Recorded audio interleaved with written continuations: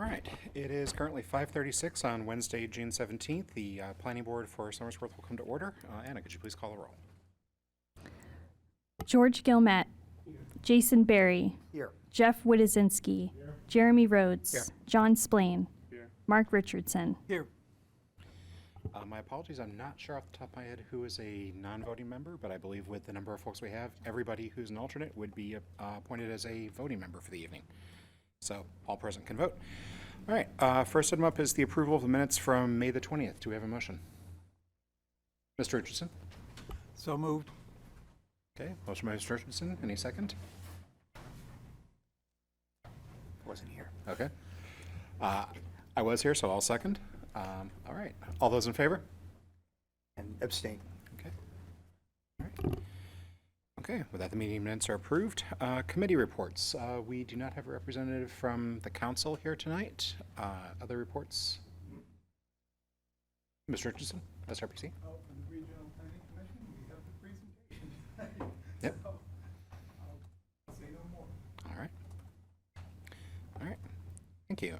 Next up, old business. Any old business to come before the board? None this evening, Mr. Chairman. Okay. With none this evening, we'll move on to new business. First item is SRPC's Master Plan Chapter Presentations for Economic Development, Historic and Cultural Resources, Vision, and Transportation. As usual, if you're presenting, please make sure your mics are turned on and identify yourselves.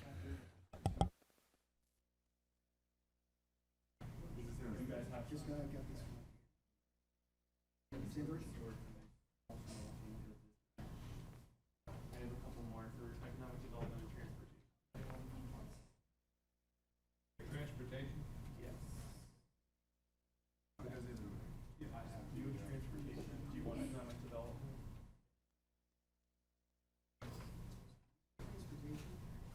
I have one more transportation. I will take it.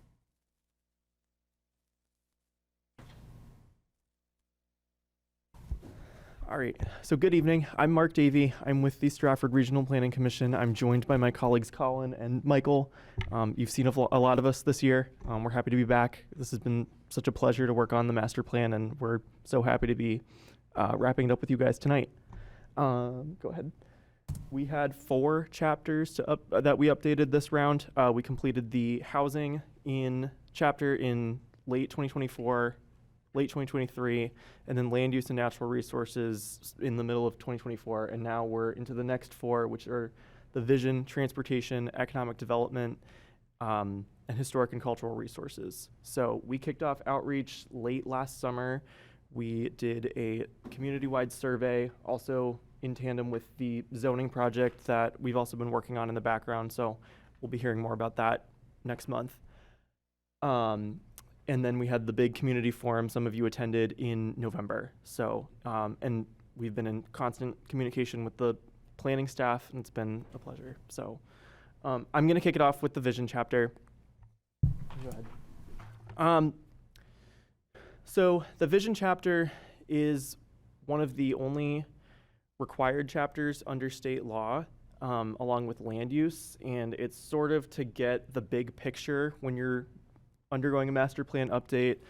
Think 15 and 20 years ahead and think, what do we want our community to look like? And it's sort of the jumping off point for the rest of the chapters. Obviously, we're doing it kind of in the middle. We're doing it a little bit unconventionally. We did it after a couple of chapters have already been done, and I think we're anticipating a few more will be done in the coming years. But it was a good gut check for some of the work we've already completed and some of the outreach and input we heard back from the community. So I sort of subdivided the vision chapter up into 3 themes. The first of which is strengthening the identity of Somersworth. I think there was a lot of reflection on the history as a mill community and just the transition of different industries that have taken place here. I'll be diving into a little bit more on that in the historic and cultural resources chapter.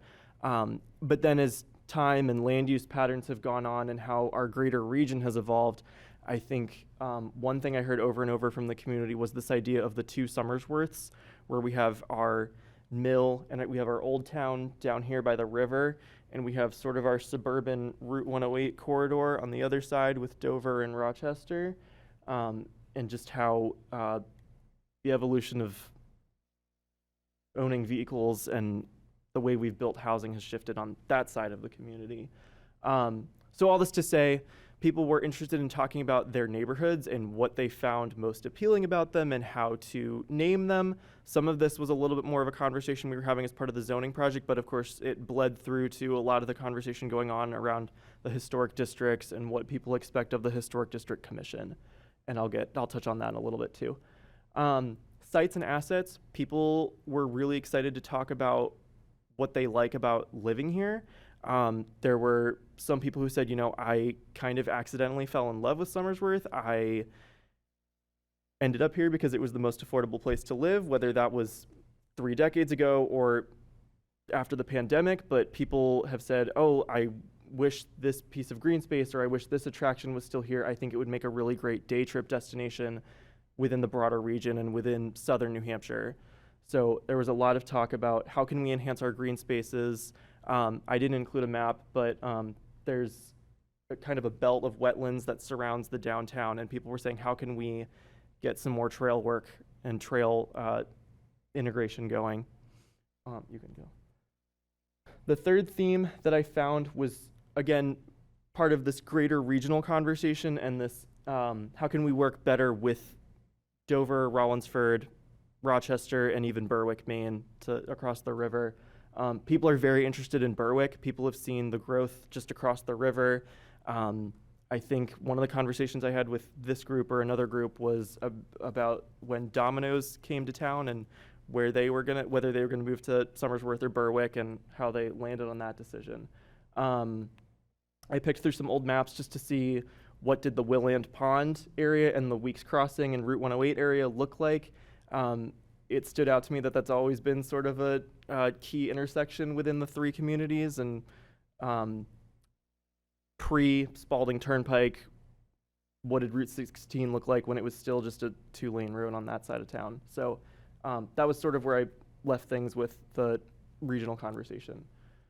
So that, within each chapter, of course, we outlined some broader goals and some actions to go with it. So my 3 goals sort of align with those 3 themes I just listed out across the identity piece, the assets and green space piece, and the collaboration with our neighbors piece. So I think I got the sense within the first area that people maybe not were saying Somersworth was in an identity crisis, but they were saying, like, how can we make this better than it is? So I think there's some work that's been done on the historic and cultural resources front with the historical markers that's been done. There's consistent branding with the city's colors, but I think it might be a useful tool to see how are people engaging with the city and how are people responding to maybe a logo or a slogan refresh. Is there a way we can track the social media we put out there? And that also leads to a conversation about how are people interacting and are the typical meeting formats working for people? Are there other ways to get engaged in the community? I think even within this master plan process, it was a really useful tool to put out some of the links to the survey within the water bills. And I know we talked about putting some of that out with sending kids home with some of that stuff for their parents within the school district. So I think I have some, one of the actions in there I think is about integrating more of the K-12 conversation within Somersworth. In the second goal area, again, going back to recreation and green space, it was of note to me that in Berwick's master plan, comprehensive plan, they've listed out kayaking as an asset to their side of the river as well.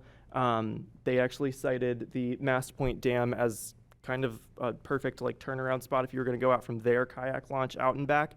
So I think it'd be neat if Somersworth said, what can we do on our side of the river? I know there's talk of a greater trail loop on along the river, maybe finding a better access point on their side or further down the river. So people were really interested in that.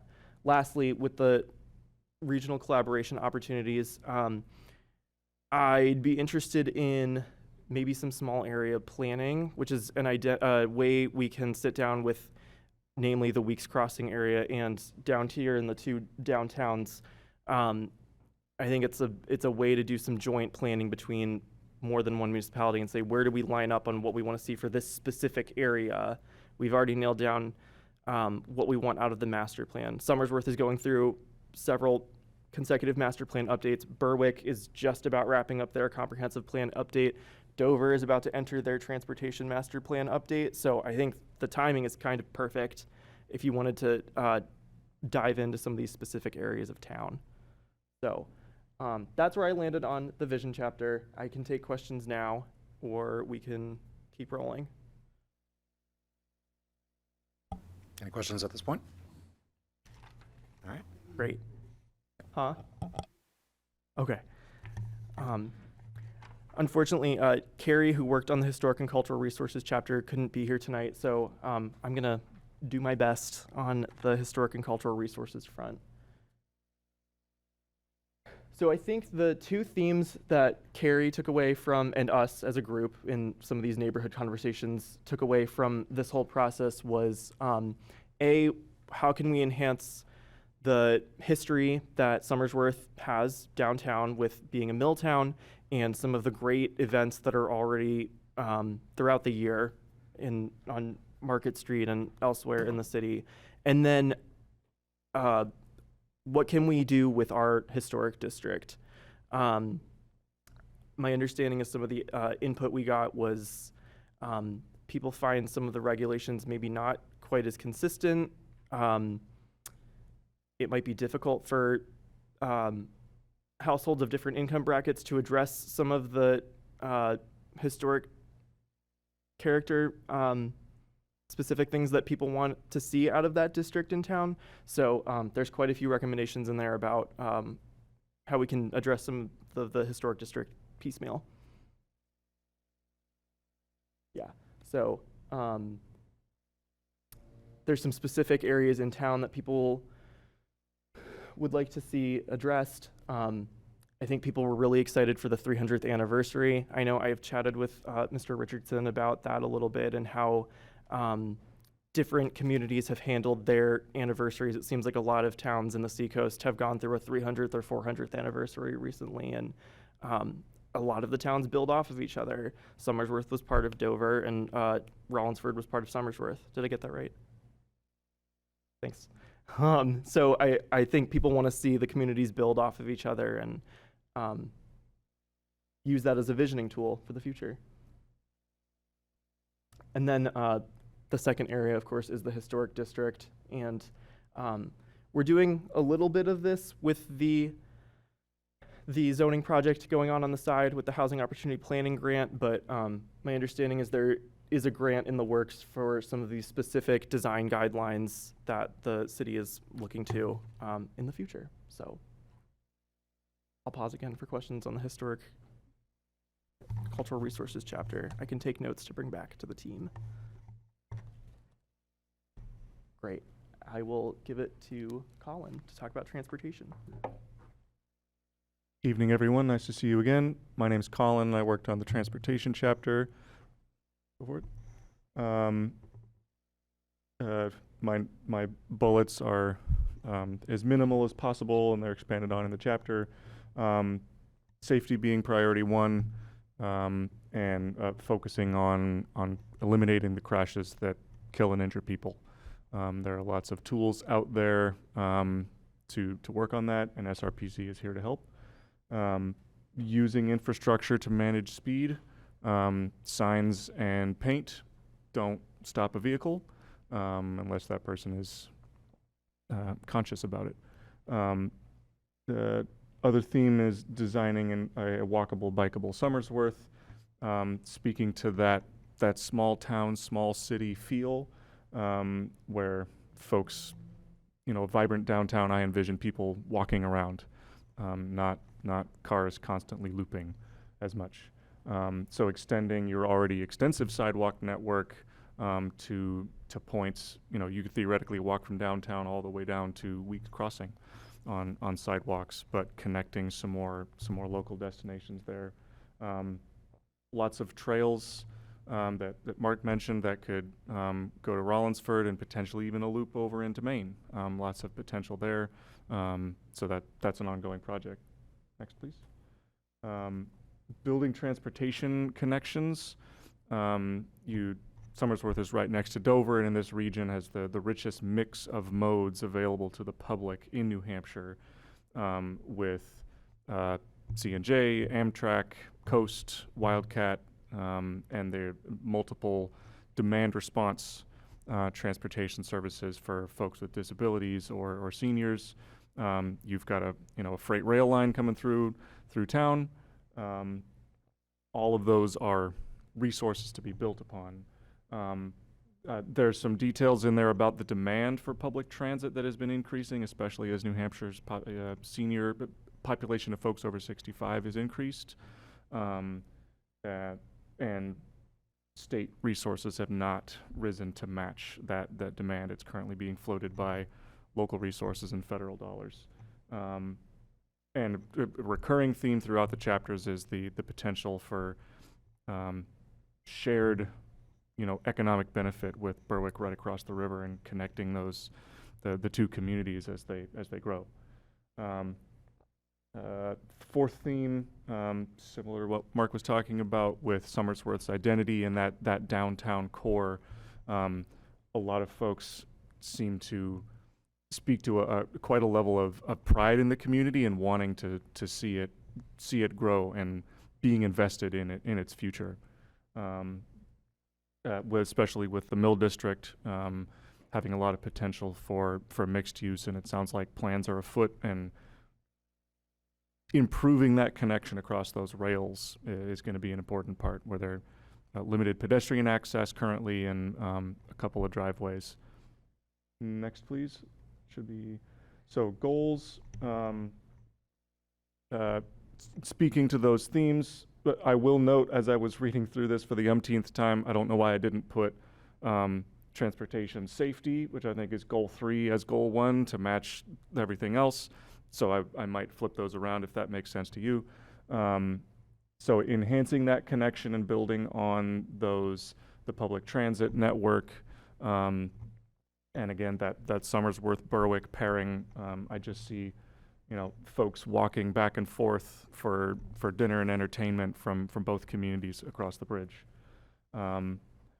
Multimodal travel, so there's a Main Street project that fits the mode of complete streets, which really just is an old jargony way of thinking about the diversity of users, freight deliveries, pedestrians, bicyclists, the utilities underground, kind of taking the whole picture in instead of just the standard, curb dimensions. A wayfinding plan, which I think speaks to some of the identity stuff, and sort of branding, if you will, as well as helping folks who are coming out of town to find their way around.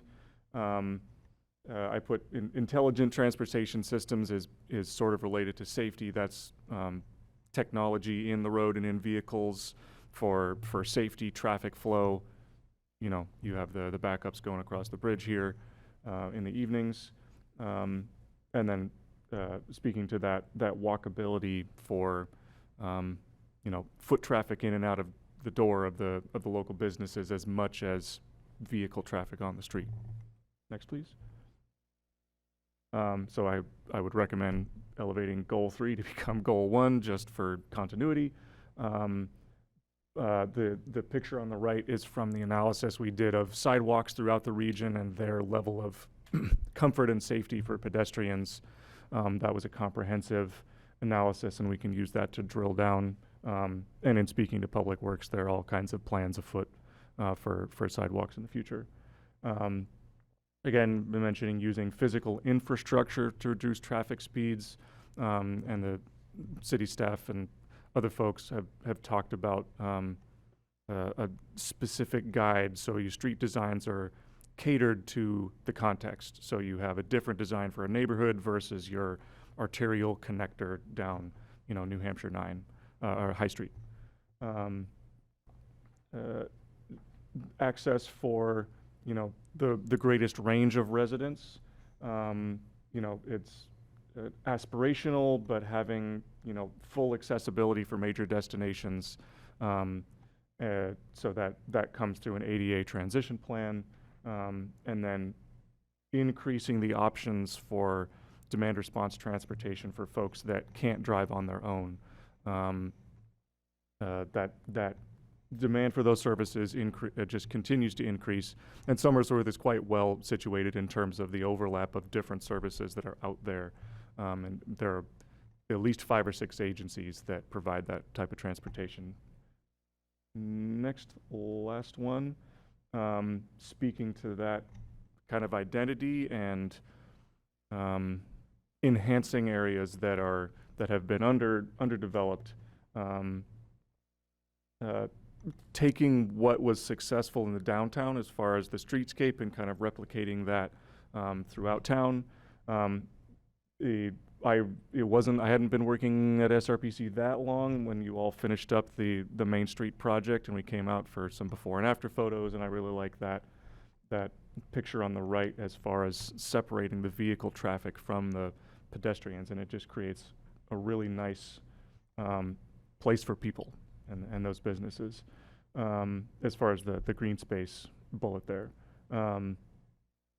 So we've been looking throughout the region in terms of ways to the rising tide in all boats kind of thing. As you develop, as commercial development comes in or residential, how can the transportation systems be improved in conjunction rather than playing catch up later when you already all of a sudden have increased vehicle traffic and pedestrian traffic, but no facilities for those types of uses.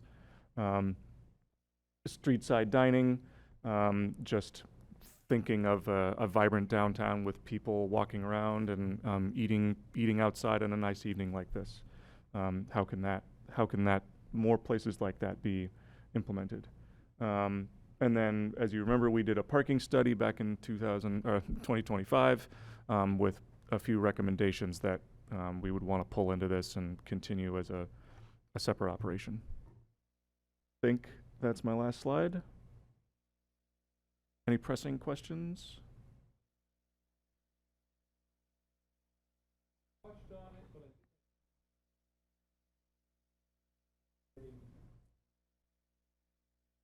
Well, the opportunity to increase freight traffic, especially for a downtown that's trying to be a walkable. Mr. Brzezinski, if you can just turn your mic on, please. Oh. There we go. Do I need to start over? You touched on increased freight traffic being a positive, and yet we're talking about a walkable downtown, and that freight traffic is pretty close to downtown. Yep. How does that help us?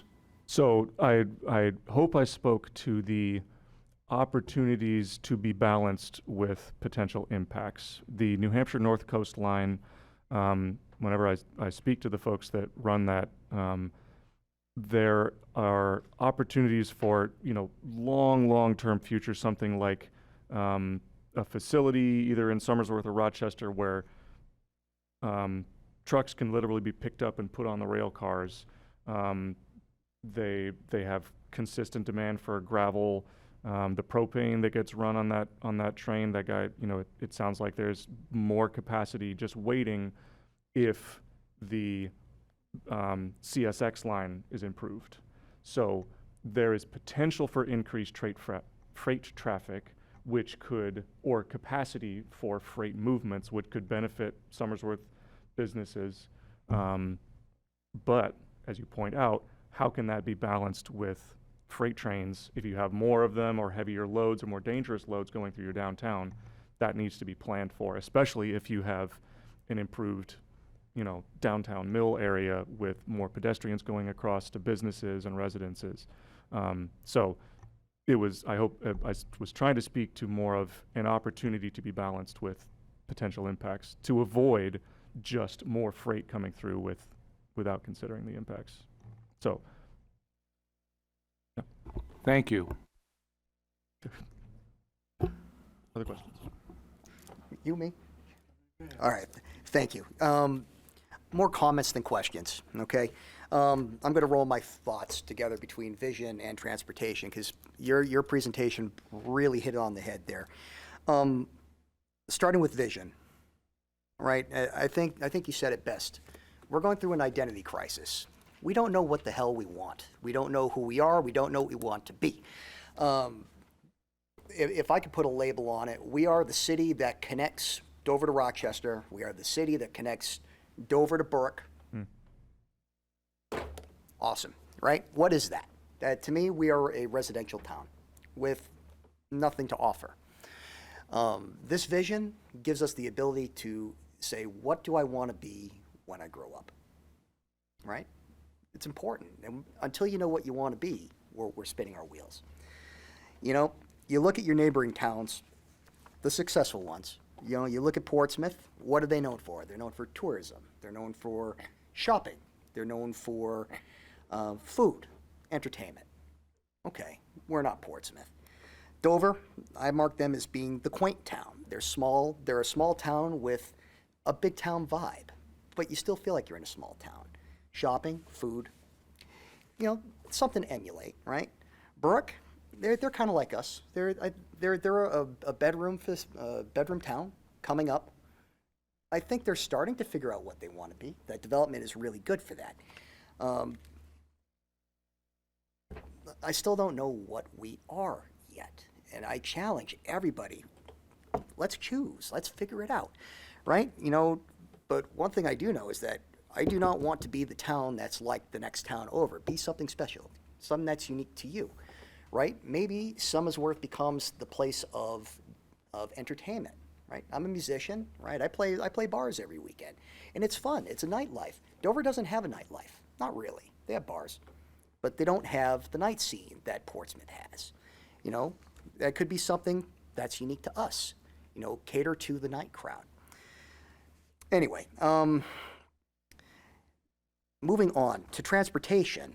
You know, we talk about the bridge. Our biggest strength is our biggest weakness, right? Our connection to Berwick creates the worst traffic in the area, bar none. Drive out in front. You know, you sit there. I've had times where it's taken me 10, 15 minutes to get from just up the street to the bridge. It's insane. You know, what we lack is collaboration, and I love that statement. Somersworth and Berwick, heart. I like that. We need to work better with our neighbor, right? Our plans should flatter each other. We don't want to be Berwick, we don't want to be Dover, but what we do should work with them, right? We should make each other better by our association and proximity, right? So I would strongly encourage that we have a collaboration with Berwick and figure out what they want and see what we can do to partner with them to make both of us better. Another thing that I think we also need to work on for safety reasons, our biggest strength and our biggest weakness is that bridge. We need to work on traffic, right? It is not safe, right? Try crossing the street right here at the corner. It's dangerous. I've almost been hit several times. Would love to see us collaborate with Berwick and work on the traffic patterns. Just an idea, just a spitball. No left turns. Left turns should be banned at that bridge. Take out the light, everybody's got to turn right. So we should look at traffic patterns. And hopefully we can get rid of the traffic flow on both sides of the bridge from all three directions. You know, so I think there's a lot of low-hanging fruit here that we need to take advantage of. And then also work that into our vision of what you want to be when you grow up, right? We lack the foundation to get to our end destination. So I think we need to spend more time in both of those areas. Thank you.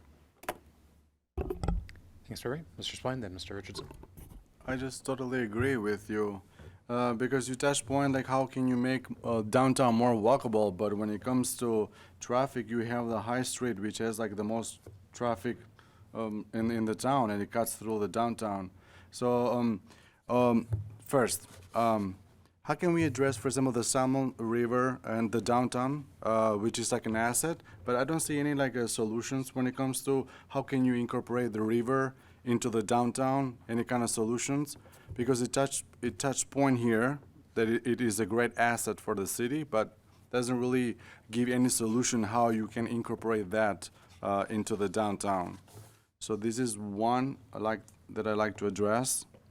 And the other one is that you talk about collaborating with the other part of the city, the Bruick, but there's only one bridge. Can you how to say, like include some sort of maybe building more bridges or some sort of bypass through the downtown to connect with Bruick, or more how to say, like a pedestrian bridges? Because we have the river that cuts through both cities, but there's only one bridge that connects both sides. So something that addresses that, that's one way. Or I don't see, I don't see here touch pointing or addressing the traffic. For example, how can you bypass High Street and how to say, avoid traffic through the Washington Street or the Indigo Road, if I'm not wrong, Indigo Hill Road, something that, because we want to make the downtown more walkable, but when you have the High Street, just ongoing traffic, there's not pleasant for people to stop by and, shop into the stores that we have. So I like more to see these kind of solutions, how to make it more walkable, and some solutions for the traffic, and how to incorporate the river into the downtown. Thank you. Thanks. Thank you. Mr. Richardson. Yeah, I want to, I guess, address the historical and cultural part here. One of the things that Mark started with was the Milltown. When I moved here in 1980, I heard it over and over again about the Milltown, the Milltown, the Milltown. Well, the mill first came here in 1823. The first one was built in what's now Rollinsford in 1822. Where we were Somersworth then. Both communities were Somersworths. We've been Somersworth since 1729. History didn't start in Somersworth in the 1820s. I right now have 171 Revolutionary War soldiers who I can tie to living in Somersworth at some point in their life. I know where a lot of them are buried, and we pay zero attention to them. Zero to the contribution that they've made to our country. Once in a while, when we do a Graves Tales or Talking Tombstones or something, a Revolutionary War soldier is included. There's a few of them in Forest Glade Cemetery. There's another few at Lord's Court Cemetery. We're coming up on our 300th anniversary in just a couple of years. And we need to pay tribute to everybody in this community. Granted, by the time of the Revolution, there was only a small couple of families living in what's now Somersworth. Most of those folks were in what's now Rollinsford. But nevertheless, we can't erase that name change from our history. We need to honor it. For the last several years, I've been trying to work with Rollinsford and recognizing that we have an awful lot in common. I spent this last year working in the Rollinsford grade school doing 5 programs with those kids. Excellent kids. Excellent kids. They're learning about their history. I'd love to do that here in Somersworth too, but they asked. So I went. It was an opportunity that we both couldn't ignore. At the same time, it's going to be our 300th anniversary. It's Rollinsford's 180th. One thing that Dover did not do in their 400th anniversary is include any of the towns. There are 6 of them that were part of Dover back in the 17th century. Aside from Dover itself, there were 6 other towns that were now in existence that were then part. They didn't ask any one of them to be part of their celebration. That's horrible in my mind. So when we talk about our history, to me, we need to go back to where it begins, literally in the 17th century. The first ones to settle in what's now Rollinsford came here just a few years after the settlements in Portsmouth. The Wentworths arrived here in 1640. That's huge history. And that's what all of it we need to honor, and we need to include both communities when we do that. Thank you, Mr. Richardson. Other questions or comments? Mr. Wazinski? I appreciate that this has opened up some conversation because I agree with you, Mr. Berry. We got to figure out who we are. I remember just last year walking over. There was a food trail where you walked around the city and sampled all the different foods in downtown. It was most people didn't even know about it. It was poorly advertised, and there were a lot of nice restaurants in the area. But also, when we talk about, we think about a day like this.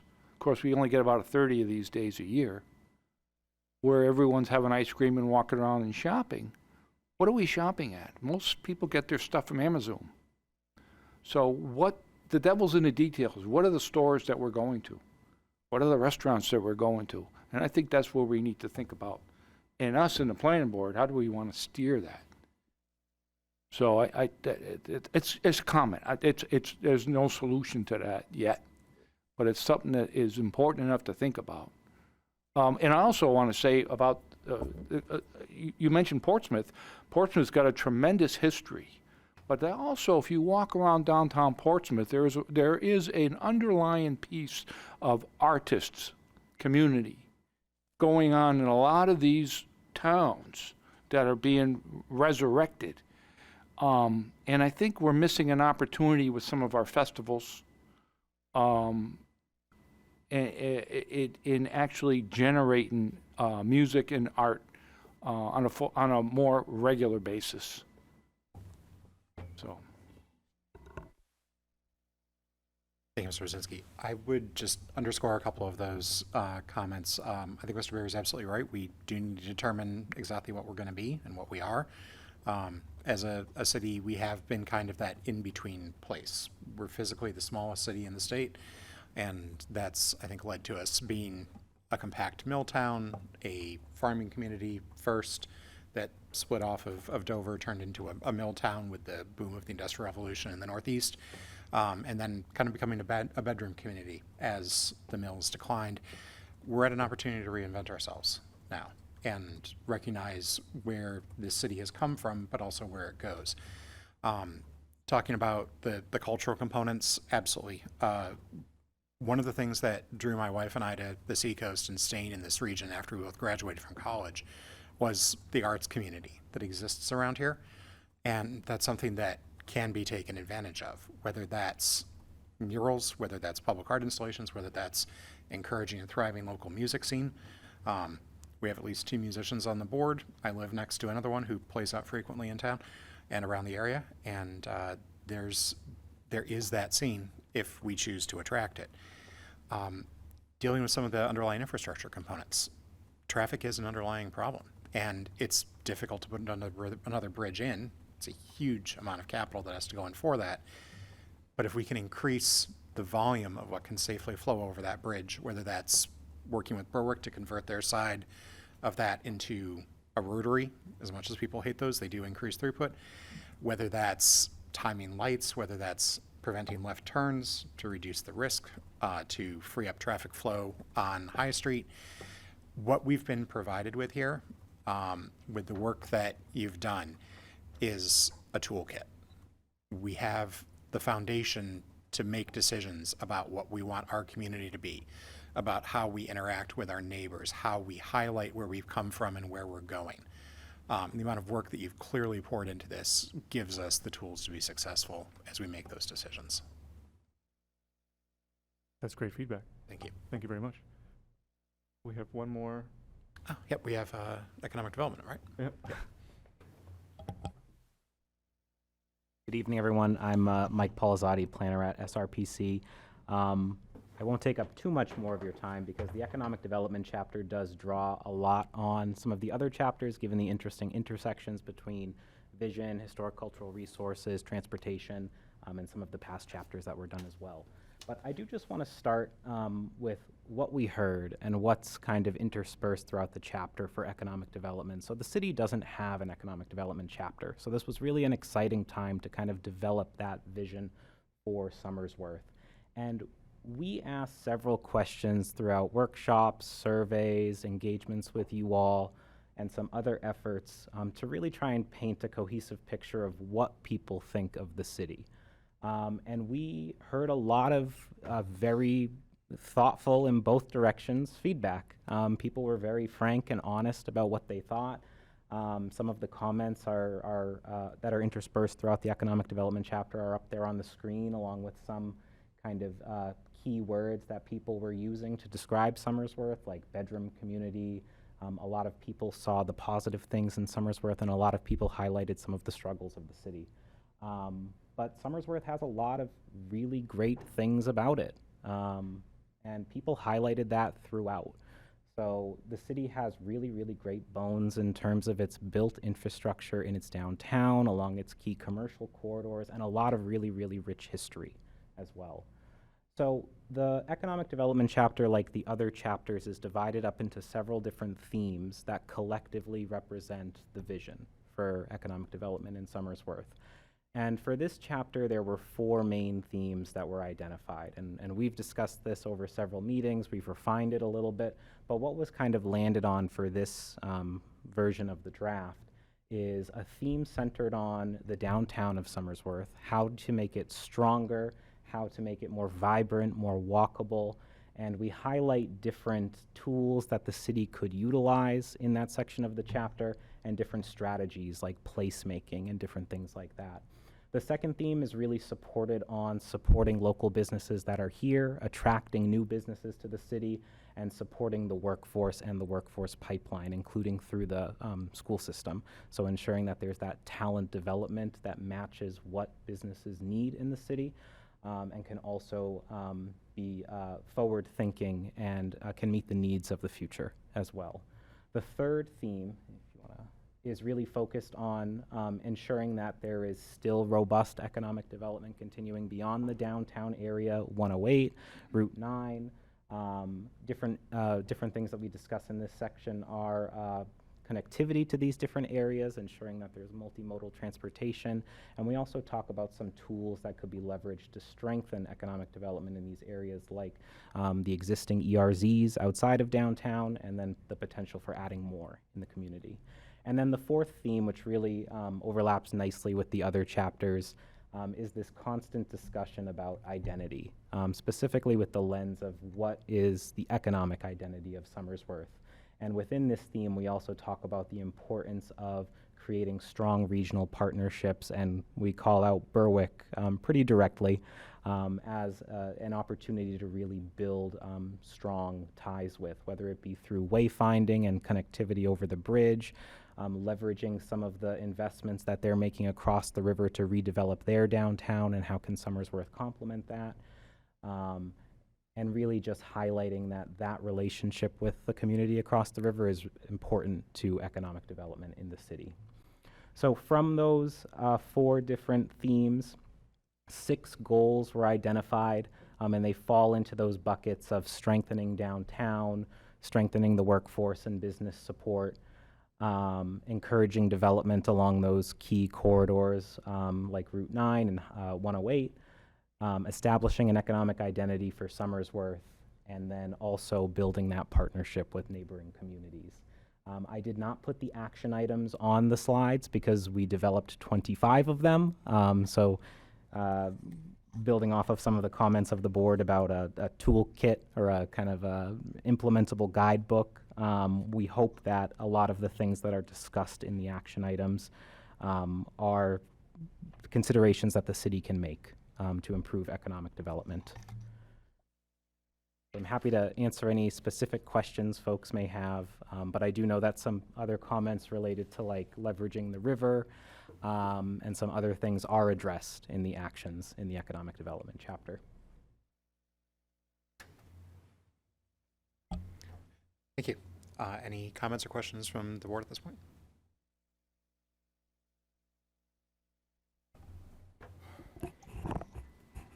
I've seen different places that have built recently, in Florida or in other places. They all have a theme park or something in the downtown that brings the people to the town.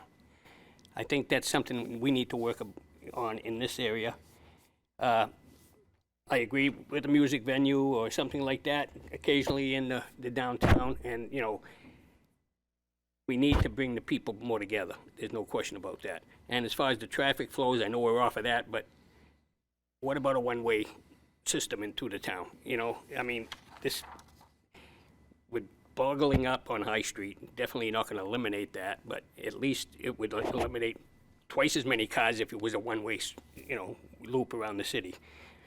Not everybody's in favor of that, I understand, but that's just, it's something to bring out, food for thought, like they say. For safety reasons more than anything.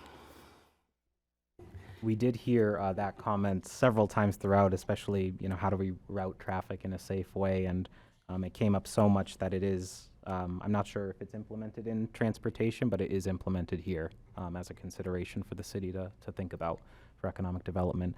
And to your first comment, too, about a gathering place, in our discussions of placemaking, the plaza came up a lot in our engagement, and it's also discussed in this chapter as well as a potential place to focus efforts. I was around when the first Children's Festival and stuff was, and this whole downtown was not just the plaza and not just the Pines.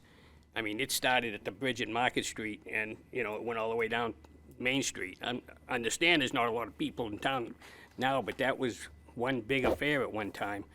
And of course, it's dwindled every year, but it'd be nice to be able to see some of that stuff come back, because that was one big part, one big thing that the city did and was involved with. And I know they should be able to bring some of that stuff back.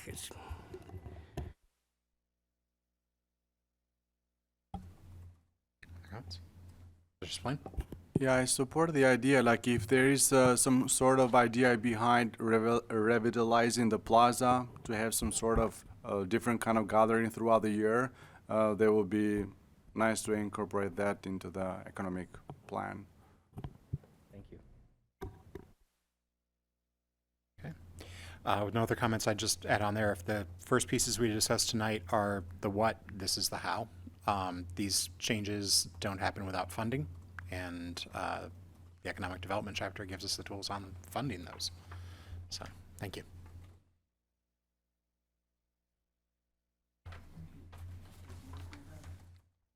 All right. Thank you very much. And where our regular chair has joined us, I'll pass this over to him. Thanks, Ryan.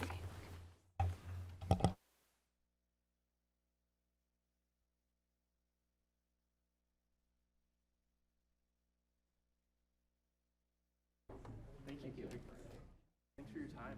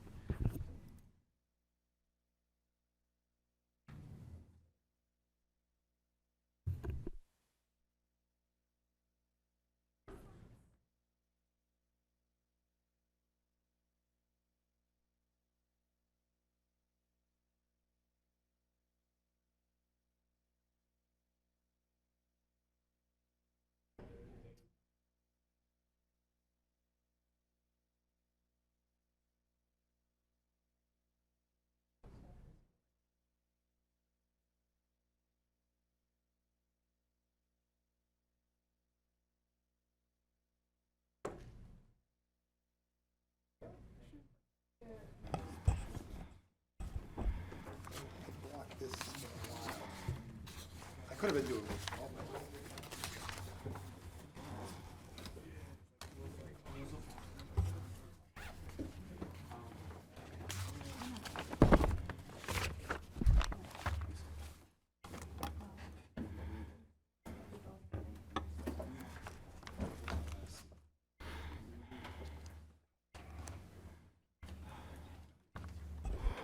Our next item is new business, Stratford Regional Planning Commission Master Plan Chapter Presentation, Economic Development, Historic and Cultural Resources, Vision, and Transportation.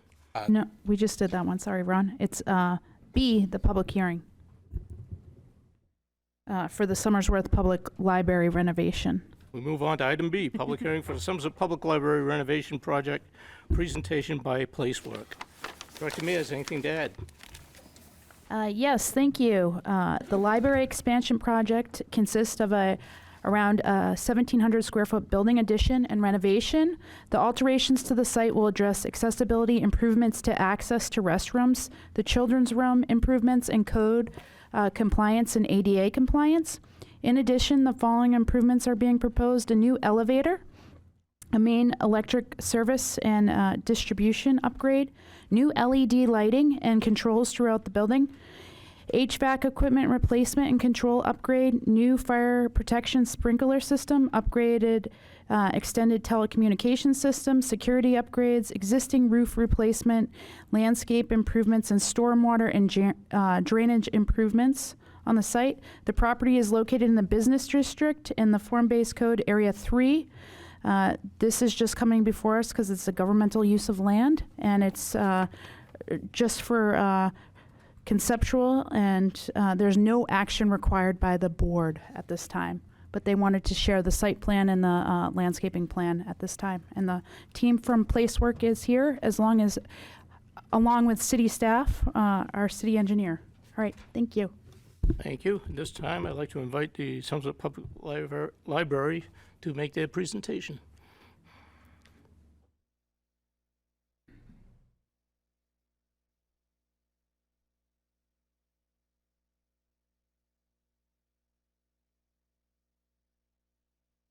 And please state your name and address or your affiliation.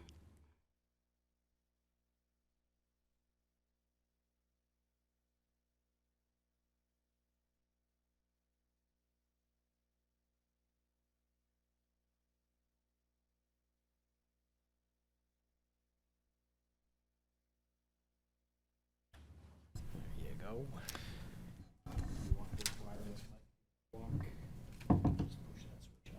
Thank you. I have a laptop if that's easier. I don't know how the slides are working here.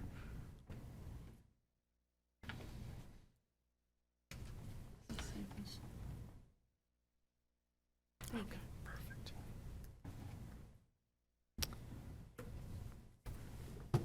Okay, so, sorry, my name is Josh Lacasse. I'm the project manager from Placework. We're the architectural consultant to the city, responsible for the design of this project.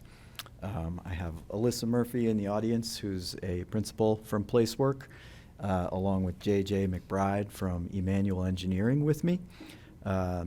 We wanted to come in tonight and give you all just an update on where the project stands, where it's heading, and give everybody a chance to ask questions and provide just an overview of where we're at. So I mentioned Emmanuel Engineering, so we have a civil engineer with us and an architect. We also have a number of other team members who I just wanted to recognize quickly. I won't read them to you, but we have specialists in building systems design, structural engineers, landscape architects, et cetera, who have been helping us on the team develop the design in collaboration with, of course, the city engineer, the city manager, and the city council at some regular intervals.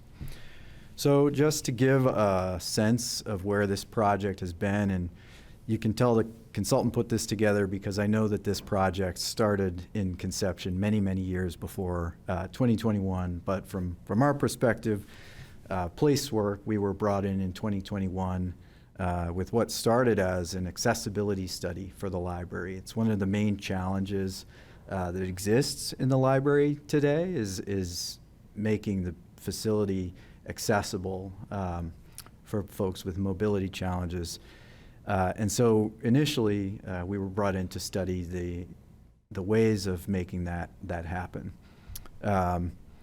During the course of that process, the city, the library staff, and others started to realize that there was a little bit more of a holistic picture needed. And so in 2023, we came back to do a little bit more of a comprehensive architectural feasibility study. There was the realization that there was a little bit more space needed than they currently have down there at the library, and some sort of underserved spaces, the children's section in particular, which is currently in the basement of the building, needed a little bit more attention than just a strict accessibility study. Across the top, you see our interface with the city council. So we came to them to present the findings of the accessibility study in 2023. And then we came back in 2024, 25 to do, to implement some of the findings of the feasibility study. So we went through a design process and ended up with a project that's more or less ready to go into construction back in 2025. Came back to the city council just about a year ago, I think it was, and presented the findings of that design process. And this white sort of section in the middle is sort of where we are now. Not to say that nothing has happened, because there have been many, many conversations ongoing. But the project itself is really kind of in between the design and the construction phase at this moment. So here we are, planning board presentation. Excited to be here and give you all a sense of what the project is. So the goals of the project didn't really change from the outset. I think these are a lot of the goals that were defined in the feasibility study and have sort of stuck with the design as an overarching guide. So again, I won't read them off. I think that accessibility is the key and really the driver. Safety, accessibility, the children's room, as I mentioned, making that a little bit more comfortable and appropriate for children. And then increasing the available outdoor space.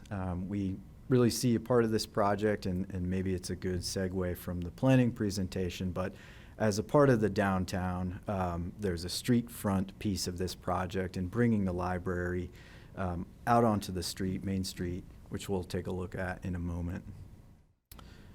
But this is really the punchline here. You can see the sort of split level configuration of the interior of the library. It really makes these lower and upper levels that you see more or less inaccessible to anyone that has a mobility challenge. And so that's really the genesis of the project. We'll go through a little bit of the site design. I'm going to speak, I'm the architect, so I'm going to speak a little bit about the design intent, and then I'm going to turn it over to JJ to get into some of the more technical details of the design. So we'll try to get through this. So this is the existing building. The project proposes an addition to the the left side of the image that you see here, the open space just to the left of the existing library. Oops. See if that works. Existing conditions plan. So again, this sort of open space that you can see here on the left side of the footprint.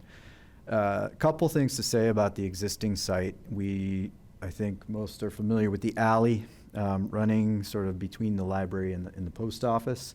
That alley is actually a right-of-way that was created around the time of the urban renewal efforts here in town. And so it exists to allow free access, even though it's on the city property, free access through the site from one end to the other. And then, of course, the trees. There are 4 mature trees on this site. We would need to remove those as part of the project. They are overhanging the existing building. It's a maintenance concern, and so that's another sort of element of the site design which we're seeking to reconstitute, and I'll talk about that in a moment. And then existing utilities, we don't need to get into too much detail, but the project will be reconnecting the building to most of the existing city utility networks in the vicinity.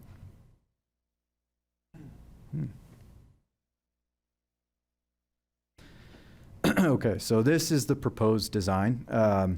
Again, the addition is, about a third of the footprint more added to this left side of the footprint. We would be making the existing entrance in the alley fully accessible, for the, wheelchair accessible, and adding, instead of the diagonal parking spaces, we'd be adding some handicap parking spaces at this sort of plan north side of the building. The existing spaces currently extend into that right-of-way we talked about, and so there's a desire to make that right-of-way clear and open once again. The existing sort of monumental stairs along Main Street would remain more or less as they are, and then there would be the creation of a new accessible entrance just about at sidewalk level to access the library addition with an outdoor terrace area that fronts onto the main street that you'll see in a moment. Part of the concept with this outdoor terrace as well is to allow, potentially allow off-hours access into a shared meeting area inside, just inside this door. And so that is sort of another element of the design. We have proposed a couple of, you might call them signature trees in this terrace to provide shade and separate the users from the street just a little bit. Really what the addition is doing for us is allowing us to meet the grade of the street and allow that accessible entry point at the main street side. As you can see from the cross-section, we are trying to negotiate several different floor levels and make those all fully accessible. So another key element of the project is on the inside is the addition of a new elevator to make that happen. And that's the project as it would appear from Main Street. You can see the terrace in sort of the foreground with the trees. There is an idea of bringing the, reinforcing the inside to outside connection through this large wall of glass. It has some frit on it that would be contributing to solar, solar gain and mitigating the sun. And also providing some visual interest on the design. So these are some early mock-up studies that we did on the material palette. We are using complementary materials to the existing building, so concrete facade panels, terracotta cladding, which is complementing the existing brick, metal trim, and glass. It's a pretty simple material palette that we've proposed here. And again, just on the inside, again, reinforcing this idea of that inside-outside connection, providing places that people want to occupy and giving the children a space that they can use a little bit more effectively than the one they currently occupy.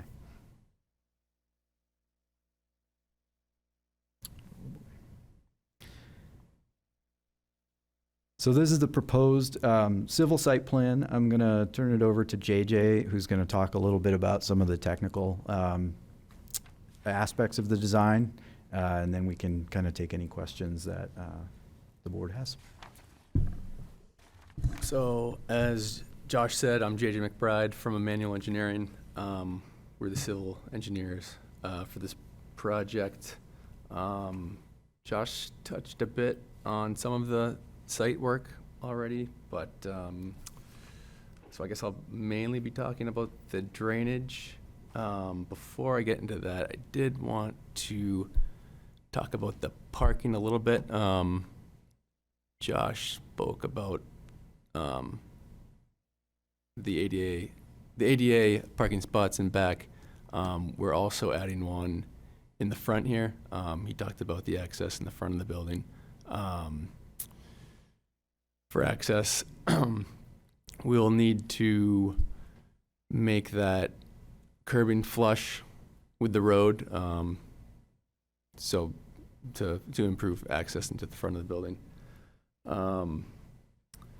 Utilities, Josh spoke a little about the gas is to remain as it is. We're proposing new domestic and fire water into the side of the building. Sorry, the gas is right here too. And the water would be connecting right in here. The electrical service comes in here, which would be replaced in kind. We've got a proposed new sewer line. Where's that? Right in this area, which would connect into the public sewer as well for the new building.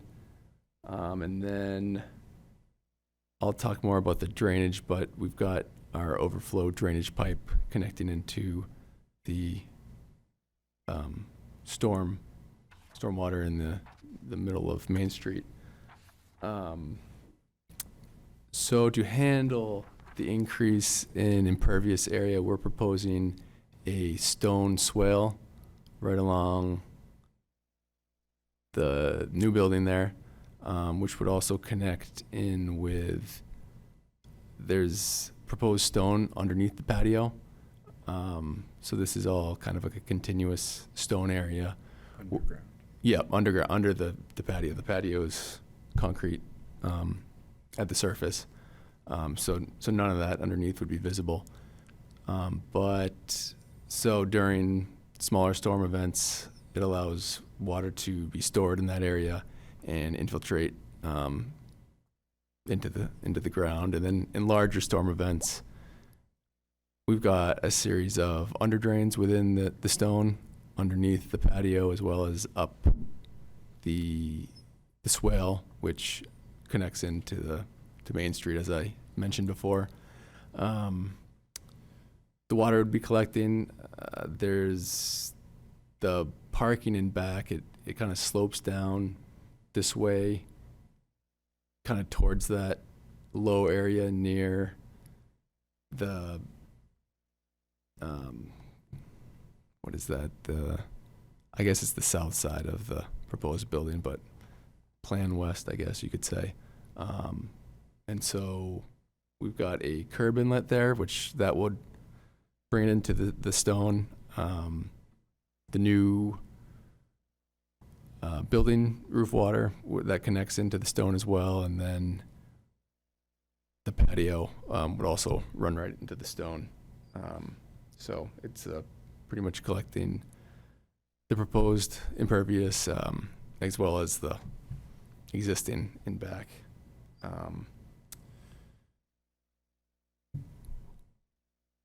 Currently, there's a patio and like walk area in this area. That's to be removed, and plantings are to be, or we're proposing plantings in that area. And then this larger patio area would obviously replace that. But I think that covers the site stuff. And hand it back to Josh. Just to kind of, we do have a professional landscape architect who's looked at this. I don't have that person here right now, but he developed with us a planting plan. We worked with the city to review the invasive and preferred species lists. I think maybe DPW has developed, and so these tree selections are developed in coordination with that document. But as JJ mentioned, most of the landscape on this sort of right side of the building and the Main and Station Street corner would be redeveloped and replanted. There's currently walk or a terrace in this side, which would be sort of removed and planted with new plantings. And I think that, oops, I don't know why this keeps happening. Michelle's introduction covered most of this. This is just sort of a list of the additional non-site related improvements that are being proposed, but it's essentially a full infrastructure replacement for the building, new lighting, all new systems upgrades, replacement to the existing roof, and the elevator. I think that covers it. Thank you. Open the public hearing. Anybody care to comment on the new library? Any correspondence, Director Mears? None this evening, Mr. Chairman? Seeing none, close public hearing. Turn to questions from the board. Mr. Barry, then Mr. Rhodes. No questions, just a few comments. I like the design. I think it's very appropriate what you guys have selected, both on the architectural side and from the engineering side. I think you guys are dealing with a very tight parcel. I think the drainage is appropriate. I think the ramp and accessibility is very appropriate. I like the concept for your facade, and I love the idea of the extension and getting ADA accessibility in it. So you're going to get full support from me. Thank you, guys. Mr. Rhodes and Mr. Richardson. So one question first. Most acronyms I've become familiar with over time, but LULA for the elevator, what does that stand for? Yeah, forgive me. That stands for limited use, limited access. It's essentially a smaller scale elevator that's more appropriate for existing buildings typically. A large elevator requires something like 14 feet of floor to floor at the top and things like that just won't fit here. Makes sense. So a few comments at this point. First of all, our city library staff have done a tremendous job utilizing what I think is best characterized as a challenging physical space for a very long time here. And seeing the changes that you're proposing with this and thinking of what they can do once they have some of those shackles taken off is really encouraging. I love a lot of the design that you've done here. It marries a modern appearing structure with what was probably closer to a mid-century one and makes it actually look good. I love the continuation of the flying bird sculpture that's on the outside into the fritted glass. Hopefully that survives contact with financing. It's beautiful, and I hope that that can happen. The fritted glass wall is gorgeous and would be a centerpiece of revitalizing downtown. Just wanted to mention at the end point of this that libraries are a cornerstone of communities, and ours has been operating in a challenged state for quite a while, seeing so many physical plant upgrades, so much design improvement, and so much better accessibility coming in all with one project on a very tight, very challenging lot is incredibly well done work. So very happy with what you proposed, and I hope it makes it to reality in the state that it's in here. Thank you. Thank you. Mr. Richardson. Yeah, I think it's a wonderful design. I do have a question about how tall are the trees going to be when they're mature? And I ask that because right now during the Children's Festival, if it's a very warm day and sun is shining, that's probably, those trees that are there now are really the only place people can go to have some shade and get out of the heat a little bit. So that's why I'm asking. That's a great question. I don't have an exact answer for you. We did, in this proposed view, scale the trees more or less as they would be as they mature. So the design intent for these trees is that they don't grow to be taller than the building itself, which is maybe 24 feet or something like that, or not even. So they won't be towering trees, but I can come back with a little bit more specifics about how tall. Yeah, and do you have a timeline, roughly speaking? Do you have a timeline? Well, so I think the next step, as the city envisions, is to engage a construction manager. And so that would be the entity who could really pin down the timeline. For planning purposes, we estimated the construction of this building would take about a year, maybe a little bit more. I think that the real next step is to have that construction manager sort of verify and take all the factors into account to make sure that that's reasonable.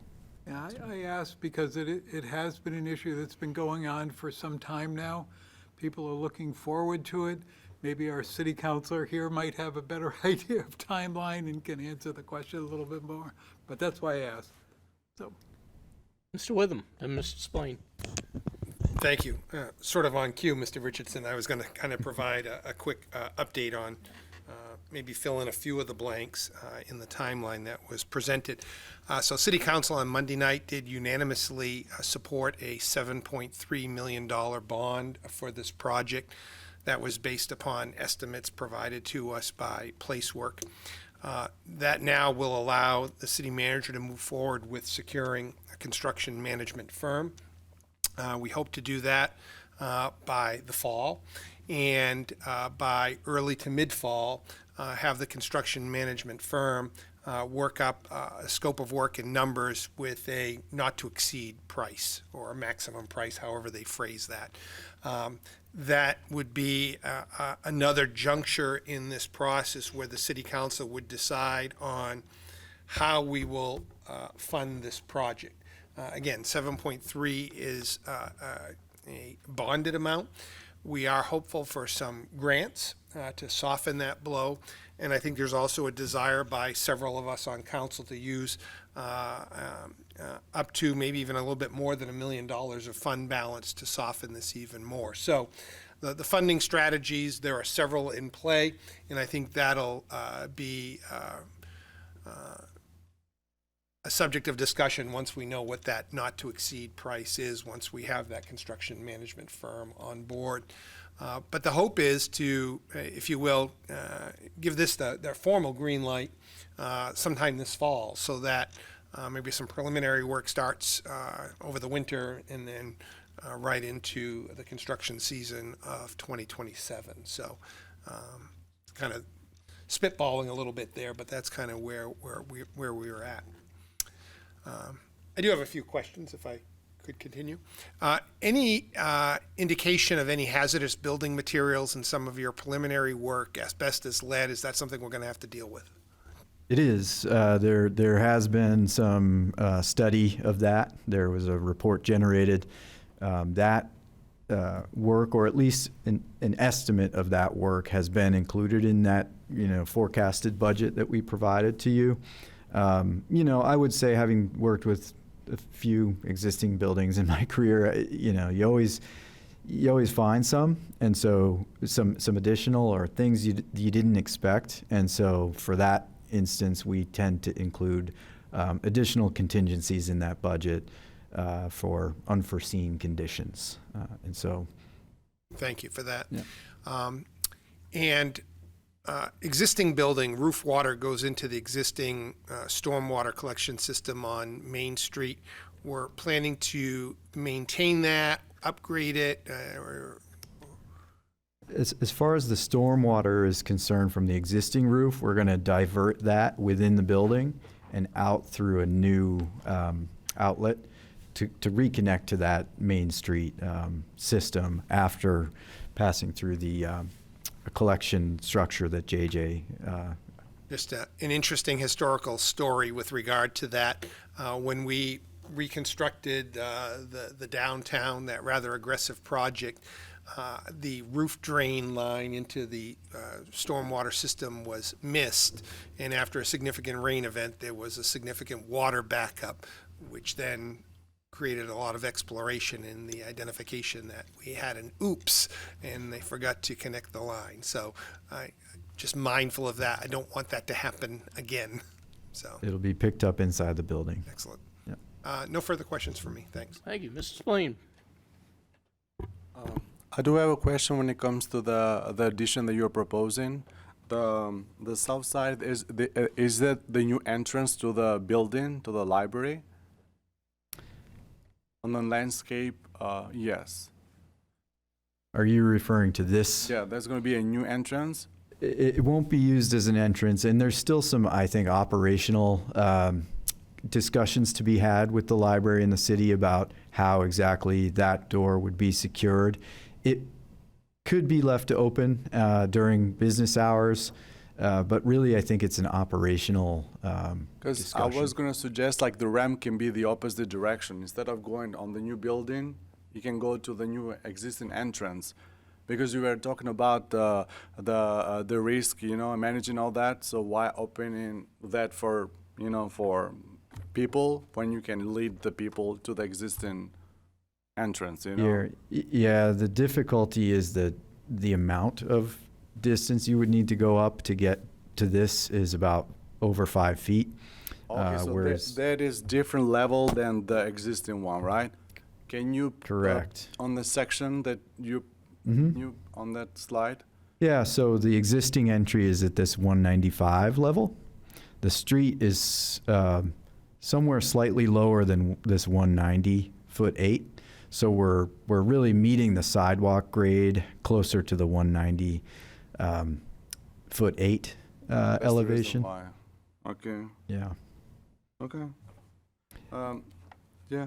You haven't developed the other plans for the other like first or second floor. You haven't. You have it in this slide, right? We do have the interior plans for the building. Yeah, it's fully developed. We sort of put together this package based on the planning board's interest in the site. But, I can show. Because I was trying to, how to say, figure out how the elevator will work connecting those levels. And it was kind of like questioned, you know what I mean? It was kind of hard to figure that out in my mind because I was imagining the space, yes. Yeah, there's a full set of architectural plans that we haven't Okay. showed you today, but this is just the first floor plan for the Okay, it was building. just a concern on my end. Yep. Just seeing just the elevator and the way that you were proposing that new entrance. So this is the proposed elevator inside the building. So it's connecting those floors where they split, essentially. Oh, so the one in the middle is not an elevator that you're proposing? So if you go in the middle of the plan, you have like some doors that open it, This- so there's no elevator? No, storage. Oh, okay. my. The elevator is here. Okay. Okay, thank you. The question, you'll still be able to access the main floor from the back street entrance, right? Correct. That's not gonna change. Nope. Okay. Mr. Wodazinski, I don't know if this is already part of this renovation, but are there any community rooms that would be part of this, that would be set aside for community members to have private meetings? The intention of the room that I'm circling here is just that. It's a multi-purpose meeting room for, I think we've got it set up for 12 here, but it could be up to 15, 20, 25 people depending on the configuration of the seating. Oh. And so that room is the library's flexible meeting Excellent. space. Excellent. Yeah. Thank you. And that's the room that fronts onto the plaza, the terrace along Main Street. any other questions from the board? Any final comments by Director Mears? None this evening, Mr. Chairman? So no action needed at this time? No. All right, thank you very much. Thank you.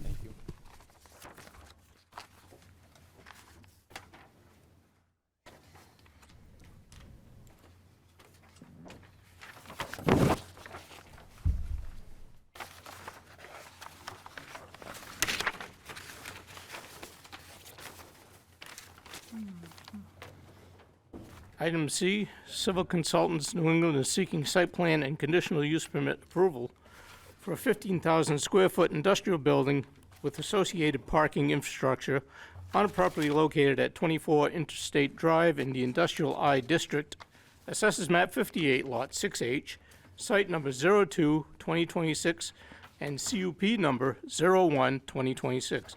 Director Mears, anything to add?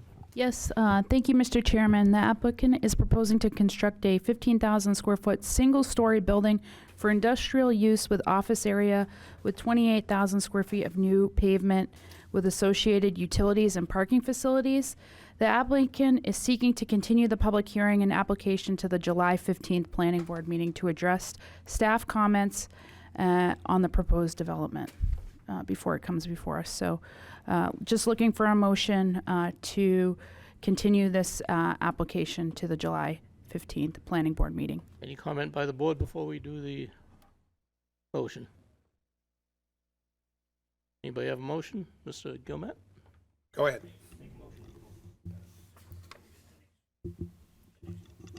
Motion made by Mr. Gilmet, That'll be a second. seconded by Mr. Witham. Any discussion? All those in favor, raise your right hand. Opposed? The application is continued.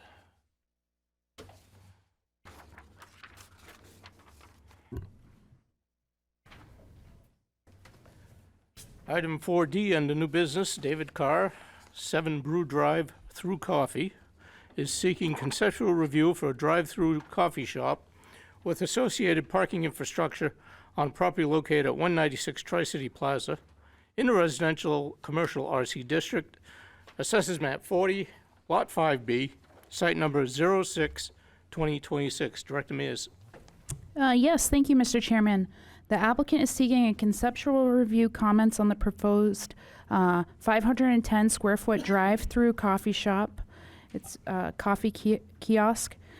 Site previously was developed with a gas station that will be demolished. The portion of the property, the development is located in a residential commercial district.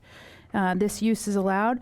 This is just a conceptual consultation phase. They wanted to come before the planning board before they submitted the full site plan. So no action is required by the planning board tonight. But they're happy to seek any feedback regarding the project after the presentation. Thank you. All right, thank you. This time I'd like to invite David Carr to make his presentation.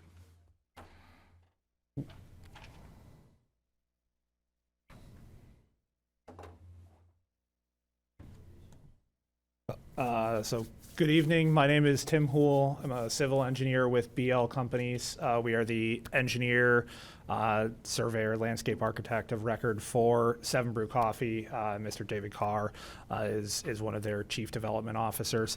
So as mentioned, we are working on this project for 7 Brew Coffee. I could share a brief bit about them. I'm sure it's a new brand to this area, but 7 Brew Coffee is they're a rapidly growing coffee chain. They were founded in Arkansas in about 2016 or so. Over the next 4 to 5 years, they operated just as a small startup business with growing to a handful of locations. In about 2021, they transitioned to a franchise model.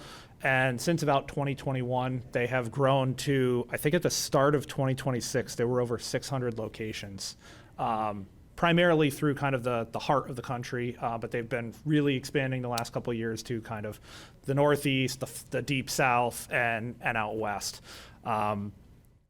Currently, they are really trying to push into New England. They have a few stores in Connecticut, but they're really looking to push farther north. And actually recently, their first location was just approved in Maine. To my knowledge, this is the first location that is going through or about to start permitting here in New Hampshire. So I can certainly touch on a little bit of 7 Brew as well. And I do have a rendering I can bring up a little bit later in so we can see some of the building elements that they like to propose. But 7 Brew is a very small building footprint for a drive-through restaurant. They are about 500 square feet for the main building. They do not have any interior seating. It is purely a drive-through format. They don't even have like a true walk-up window. So it really is vehicle-based, more for that, the highway business districts of communities. So it's usually a couple employees work inside to prepare the order. They have an accessory, about 200 square foot cooler building on the outside for storage of their, the beverage products, the milks, the ice, things like that. As far as staffing goes, they operate more of like the more modern Chick-fil-A style, where everything for their interactions is very personal. It's face-to-face. So they have someone, they call them texters. They walk up to your car window as you enter the queue. They take your order face-to-face. They enter it on a tablet. And then you proceed through the queue. And as you pull up to the building, they have what they call brewistas. They take your order from the building and walk it out to you to your car physically. So the entire customer experience is a personal experience. You're interacting directly with a person. There's no intercom. There's no, there's no menu boards that you're interacting with, back in the queue. It's all interacting directly with a person, an associate. So quickly, just the existing site, it's the Tri-City Plaza on the corner of Tri-City Road and High Street. As mentioned, the pad site that Seven Brew is looking to develop was formerly a gas station. The underground tanks and canopies have since been removed. The environmental process, to my understanding, is close to close out with the state. It's not 100% final, but all the latest test results have been clean and they're trending in the right direction. So I believe they're potentially closing out with the state by the end of this year at the latest, provided the last round of tests come back positive. There are no wetland resource areas on site or jurisdictional zones on site. The nearest wetland is the pond across the street, and no floodplains. So I can jump ahead to the site plan and see if I can zoom this in a little bit, because I know it's a bit small here. It is a truly small development, like I said, because of I think I moved the image there. Because it is such a small building footprint, they can really nestle into smaller pad sites. Seven Brew does lend themselves fairly well to these kind of small, isolated redevelopment pockets, like a small gas station or similar. So what we are proposing, if you could see kind of this bold line coming around the top of the screen, down the right-hand side and around the back, that is currently the identified lease line for that, the gas station, but that really kind of defines the existing footprint. Seven Brew does need to expand on that a little bit, but generally speaking, they fit nicely. So we're proposing a right-in, right-out driveway off of High Street.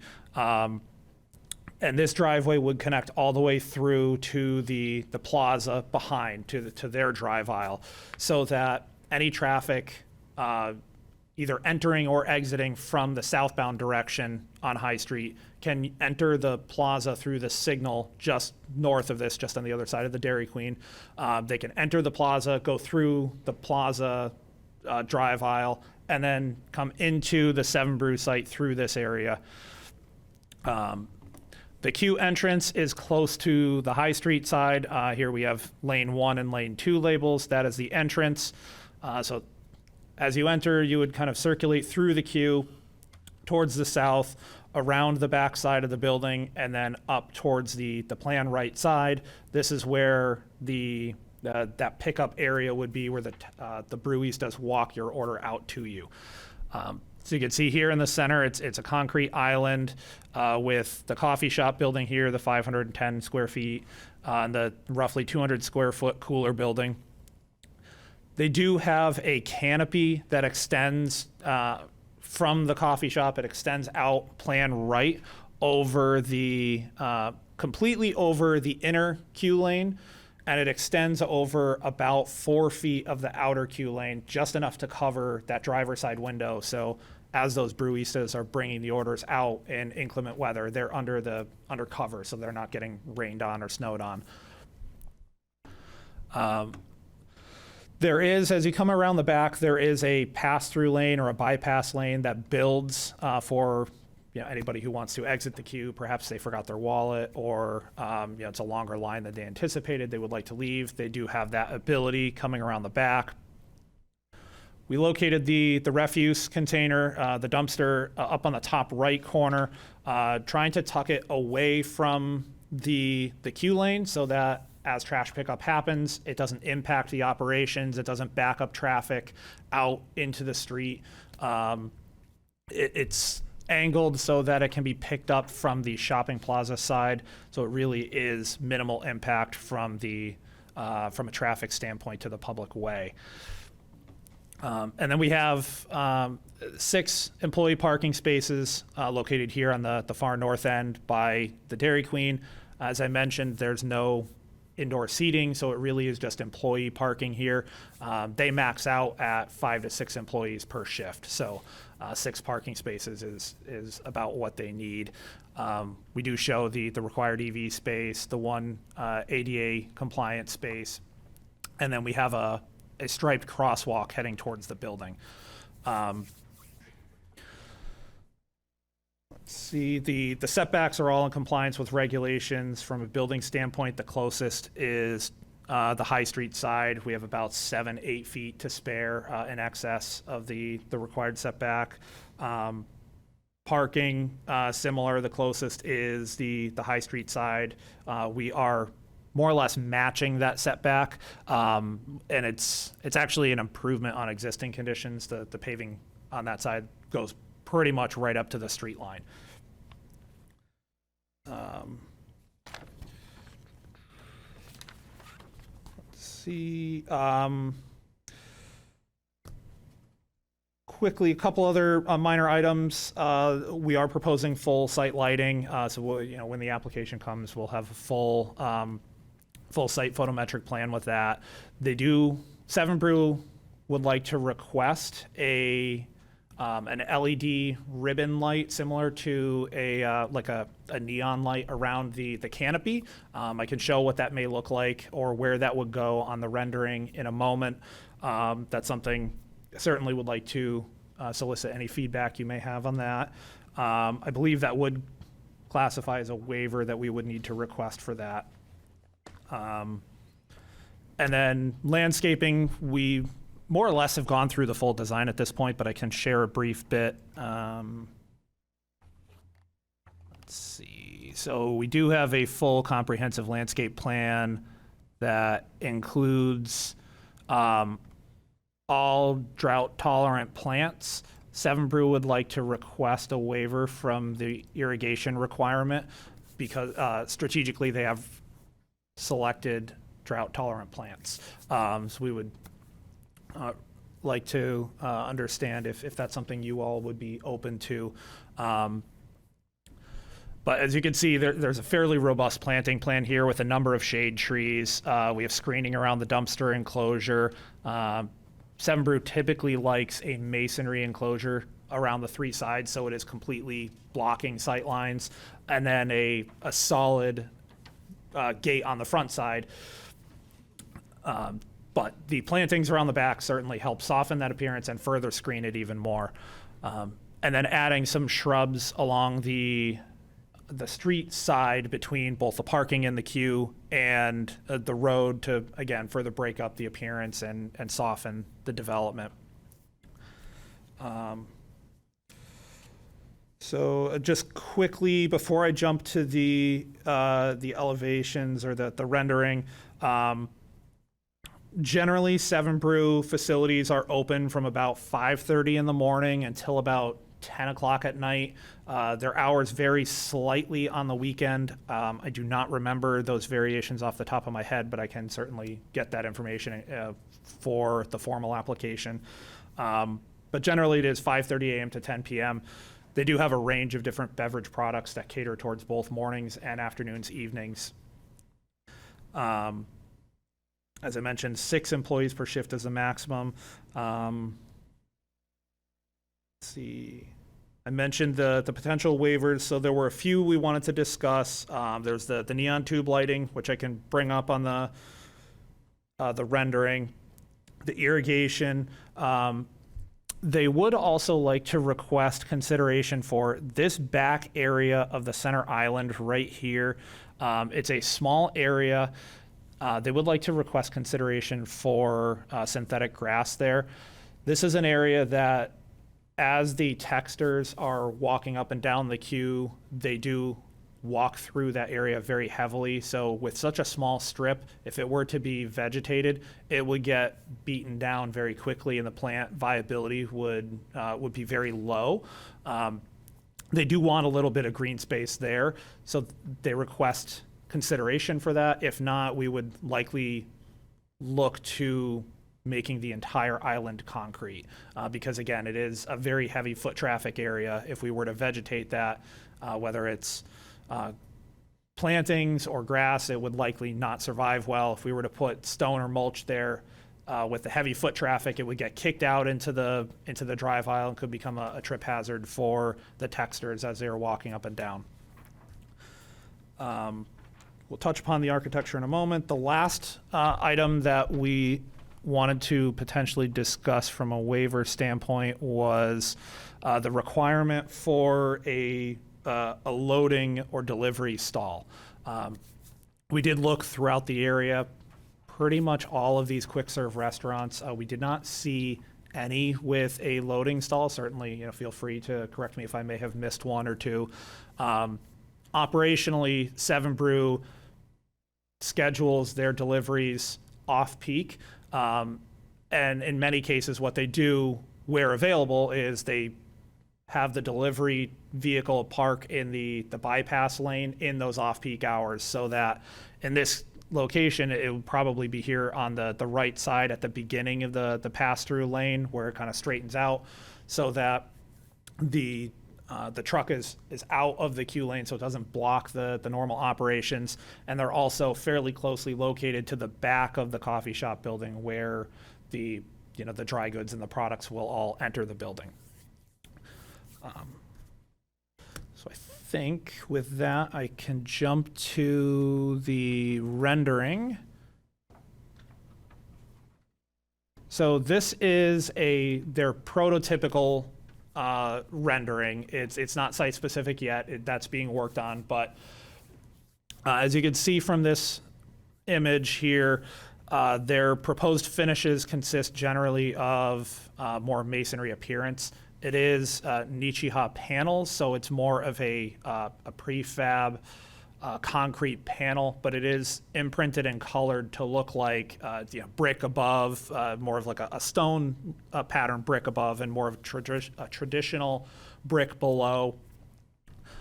It is roughly, I'll say, 1.5 stories in height. Generally, the peak of the roof line is about 20 feet. The second floor is not an occupied space, so that's why we say it's 1.5 floors. On some locations, they do have access up there for dry goods storage for long-term storage, but it's not a space that they frequent. And then you can see here the canopy in this kind of blue-green color coming across. That is where they typically propose that LED strip lighting along the canopy, and then and many times they like to put it under the roof line as well to help accent the signage on that main elevated element of the building. So then just operationally from this rendering, you can also see the enter to the queue lanes on the right side, circulating around, and you have the canopy extending over the first few feet of this outer queue lane on the left for pickup. They have the sliding doors here on the left side of the building and this view for those brewistas to walk the product out to the cars. And then the last item I wanted to mention, it is hidden from view here, but the cooler building is kind of just off screen to the back right here of the main building. Generally, those are, it's a prefab unit that comes, they're usually a metal wall panel. We recognize that's not a preferred finish. Seven Brew would be open to considering or would request consideration for either public art to be painted on the outside, or if need be, they have the ability to go with alternate exterior finishes, likely similar Nichi hot panels to the main building. So I think that is a pretty quick flyover. I could certainly go into more of the engineering details if you would like. We did have an SRTC meeting, I believe it was 2 weeks ago, so I did take a bunch of those notes. We do have a lot of those more technical comments, but I'd open questions. All right, thank you. So, Mr. Gomet?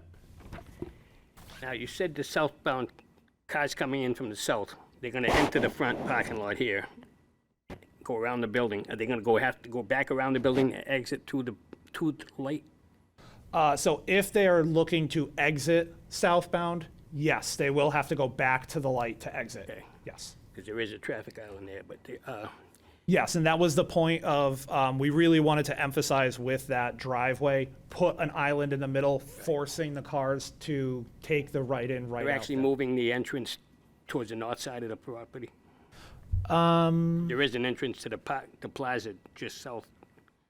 So the entrance to the plaza just south of the cemetery, I assume you're Correct. referring to, that will remain. That's, we're not. There is proposing not going to be a touch big entrance to the kiosk from that right after that, like there is now to the gas station. that. We're closing, right, the one just north of the cemetery, we're closing that off. All right. Correct. Yep, so to the there's gonna be the entrance to the plaza just south of the cemetery, and then the one just north we're closing off, and the one farther north, which I guess would be just below the Dairy Queen, that's where the right in, right out would be. All right. Because if they could enter the back of the store from the south entrance instead of going up to the lights. Correct. Yes, northbound traffic could come in the plaza from the cemetery area and come in the Seven Brew through this right side. Yep. That would eliminate a lot of extra traffic going up to the light for one thing. But Yes. personally, I like the modern type building, and for what's there right now, this would be a big improvement for that part of town. I don't see any problem with what's going on right now. I know there'll probably be some technical questions and stuff later on, but I'm looking at this as a plus again for the city. So that's just my opinion. Thank you. Thank you. Mr. Rhodes? Thank you. So to start off with, I love the idea. I think it's a good fit for the area. I do have a few questions here, though. So first off, you've got a line designating the existing lease space. Are you looking to acquire that additional space from Brixmor, or should we expect this plan to shrink? So Seven Brew has discussed this with Brixmor, and they are in agreement on expanding the lease area. Okay. I will say there's one piece we are still investigating. It came up during SRTC that there is a state regulation that development or disturbance should be 25 feet away from a cemetery. The way the code is written from our recent research is that it ultimately it's not state enforceable, it's enforceable on the local level. And there is some flexibility there for working within existing disturbed footprints. So that's something we're working on. I've reached out to the engineering department to discuss that, but certainly happy to discuss with others here or Michelle on what that may look like. So depending on how that discussion goes, may alter the southern end of the development footprint. Okay, sounds good. Next question I had was around traffic control at the exit points of the queue, particularly where the entrance from the existing plaza comes in there. I'm thinking of the typical New England driver in a pre-caffeinated state, and thinking that there's a high probability of some minor accidents frequently happening there if you don't have any kind of control beyond paint. Yes, so we do propose the paint stop bars.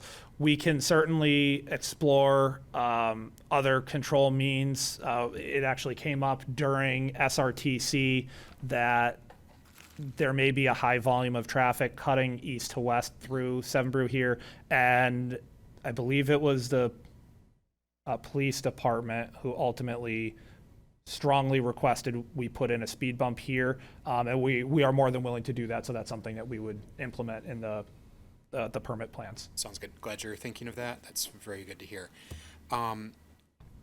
You had a couple of items on landscaping and a waiver from irrigation. As long as you're going with drought tolerant plants, we've granted those frequently in the past. I doubt you'd have an issue here. The only question I'd have on there is glancing at the species. It looks like those don't currently conform to the city requested list. So that may bear some examination. There are multiple drought tolerant species on there, so you'd still be able to go with that sort of plan. But those look like relatively standard landscape plantings as opposed to what's on our list. Okay. Dealing with the synthetic turf, I would rather not see AstroTurf on a site like this. I don't think it's a good look. I would be more in favor of hardscape, whether that's with planters or with some sort of more upscale appearing concrete pavers, something along those lines, than AstroTurf. And I would not want to see natural planting in there or mulch. I completely agree with you. It would not survive a month, much less a season. And we would have people tripping on it. No issue with the delivery plan. I think we've got multiple quick service restaurants that don't have any kind of entry or dedicated loading space. I think the only one that we've seen a plan for would be Pressed, across the way from me a bit, and they're a much more delivery heavy organization where they have sit down and dining inside. So I wouldn't have any concerns with that plan. On the LED strip light thing, there might be some discussion on the board. I've fully come out in favor of exaggerated architecture in this area. Everything's written as New England architecture, and we've had this discussion many times. Nobody can really identify what that means. We've also got a huge variety of architectural styles in the city. Where you're looking at going is basically, modern American strip mall. So as long as you conform to a more upscale appearance, which you're definitely doing here, I don't think you'd have an issue getting that waiver. The LED light might have some debate. I'm fully in favor of lighting these places to make them look attractive. Decorative lighting is a plus for this sort of thing in my mind, and I think other members of the board would debate, but you'd have at least some support. Dealing with the cooler building, absolute support for public art installation on there. I cannot stress how much I want to see that sort of thing coming in on plans, and the fact that we're talking about that twice on conceptual reviews in the last 3 or 4 months is hugely encouraging to me. I would be strongly in favor of that over any other kind of treatment for that building. Also, in terms of the prefab, pre-dyed concrete cladding, I think the main thing that we've had discussions around here is materials like EFIS that usually get beaten to pieces after a couple of seasons of plowing. I don't think you'd have concerns around this surviving it. So I think the main concerns that I would have would be around landscaping, around traffic control at the exit. I'm glad you're ahead of both of those, and love what you're going for. Thank you. Thank you. Mr. Wood, Mr. Richardson. Thank you. Oddly enough, I've been to a 7 Brew down in North Carolina. I'm a bit of a coffee snob, so I welcome another opportunity up this way. So, and I was taken back by the approach with the outside greeting and then the brewista that brought my beverage out on the other side. So all I can say is it worked and it was inviting, and I thought it was interesting. I like conceptually where we're at with this plan. The closure of the southerlymost existing entrance on this pad site, that would be done with granite curbing and improving the sidewalk to match and all of that. So I just made that note. I also would like to see tactile handicap tip downs at the proposed entrance. The sidewalk out there currently is paved, but I would like to see a concrete apron with the tactile strip embedded at both of those points. It's just more robust. I've seen some developers that try to cheap it out with like a glue down version, and it gets peeled up by sidewalk clearing equipment. So that needs to be done correctly, and I would welcome it there. The refrigeration unit, I love the idea of the art, as Mr. Rhodes said, that resonates with me. If for some reason there was difficulty with that, I know the next door at the Dairy Queen, theirs is at least color matched to the building. I think what makes this one a bit different is that it's a standalone. So I think a different treatment makes sense here, at least on the street side. The rest may be color matched, but I'm willing to work with you a bit there, but I do like the art idea. And to the point about appearance, I'm in favor of that LED strip lighting. I don't think it works everywhere in the city, but it certainly can work out here because you're in front of there are gas stations with canopies and lighting, so this would work in that area for sure. Similarly, I would support the waiver from irrigation provided your plants are sustainable. We will have a condition of approval that landscaping needs to survive, and if it doesn't, so you're going to be on the hook to make sure it survives. So that's the key. I also kind of grimaced a little bit about the synthetic turf. I didn't know how I would feel about it. I think snow removal on it could be difficult. So I think a concrete paver or some treatment like that makes some sense. I agree that natural plantings don't make any sense for that area. The last thing I want to talk about is traffic, so I really like this plan. It is not too dissimilar from Burger King on the inside, Burger King Dairy Queen on the inside. You do have a dedicated right in, right out. There's a traffic island out there, so no one is going to try to make a left unless you have a big truck or something, and they don't even want to do that. So I think we're pretty safe there. What I would say is if you look at the Dairy Queen within the plaza environment itself, they have created a dedicated travel lane road, if you will, that separates the parking stalls for the plaza from their establishment. So it is I'll call it a road for lack of a better description. It doesn't have a name or anything, but I would see a continuation of that right to the rear of this property as well. Now that's off plan, that's in the Brixmore parcel, but creating some sort of designated lane there I think is going to be important because as was indicated by Mr. Gilmet, I think you are going to have people that enter south of the cemetery and then try to come in that way, and it'll be going across parking spaces. So if we can have dedicated drive aisle, similar to what they did with the Dairy Queen, because they also put stops at the end of the aisles that exit the parking stalls, so it creates this passageway, roadway. I'm having a hard time describing it, but you're nodding your head, so I think you're understanding me. So, access road. So I think it's important to have that continuity across that, now this entire side. So other than that, I'm in favor. I like where we are conceptually with this. Mr. Richardson, then Mr. Barry. Yeah, if I may on that last piece, I think I'm following, but I just want to make sure. So right now, I know it's hard to see because we have the existing conditions in really light gray that even I'm having a hard time seeing right next to it. But so if we're in the outer, the pass-through lane here, right at the very edge of that lease line, there is space for a landscaped island separating the queue and bypass from the shopping plaza. So what we've got, if the project were approved, we would have the queue, the 7 Brew pad site, all of that.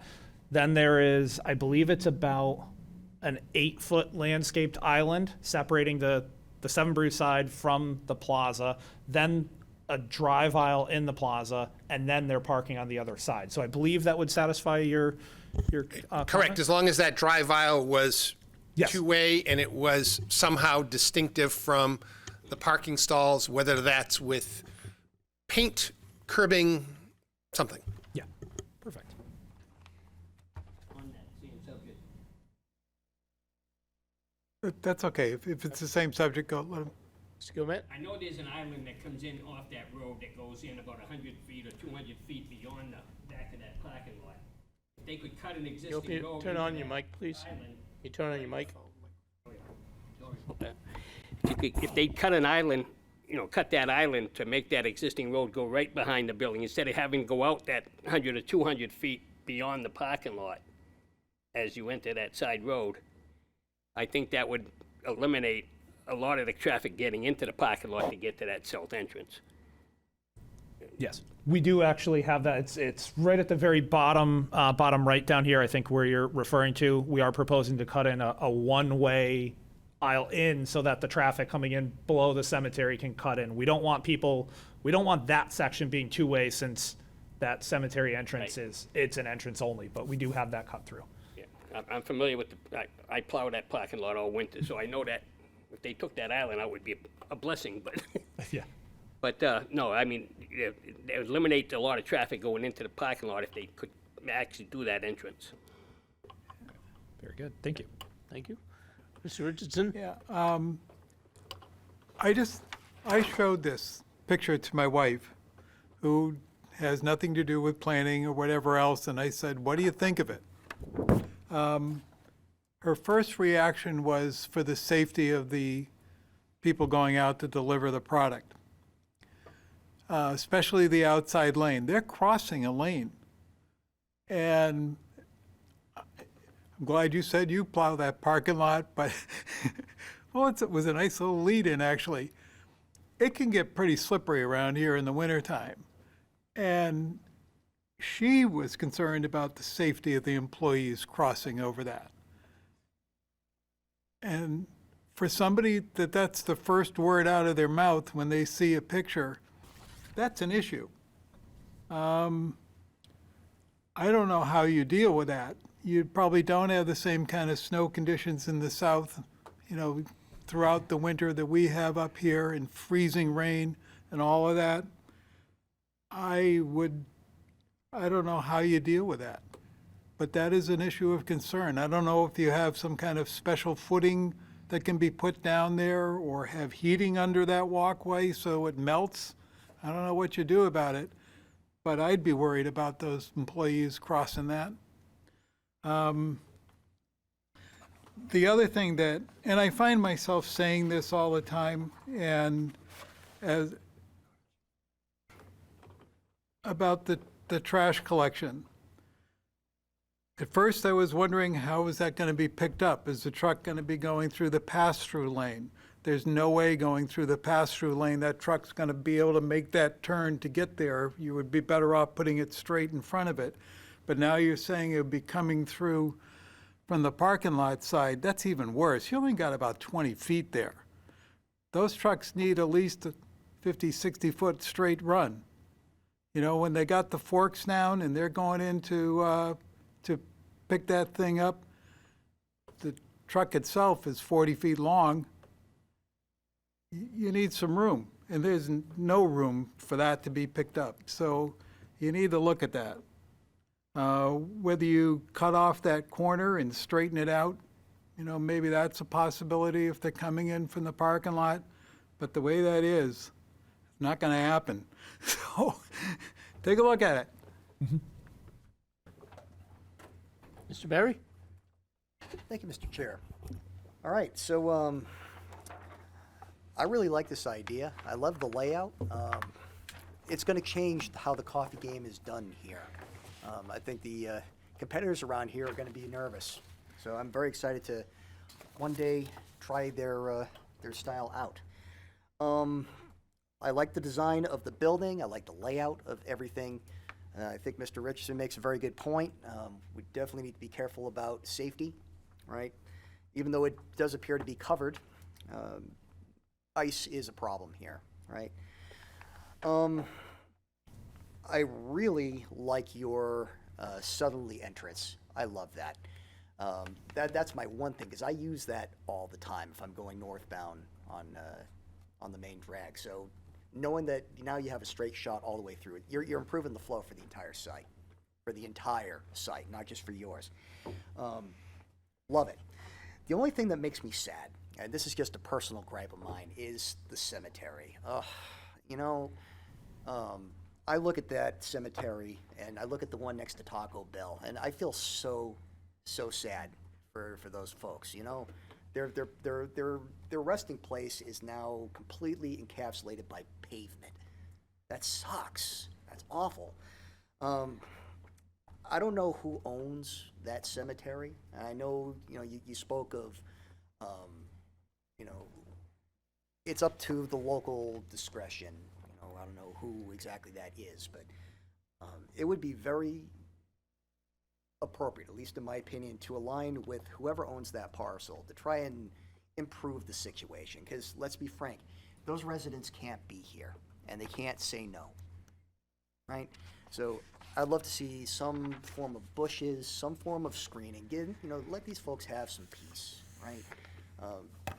Take care of the site, right? I want the business to thrive. I want you guys to be successful, but we also need to be respectful for our citizens, right? The ones that went before us, right? So I look forward to having you back. I support your project, but please look into that. Yes. Thank you. Thank you. Any other questions from the board? Mr. Gilmet?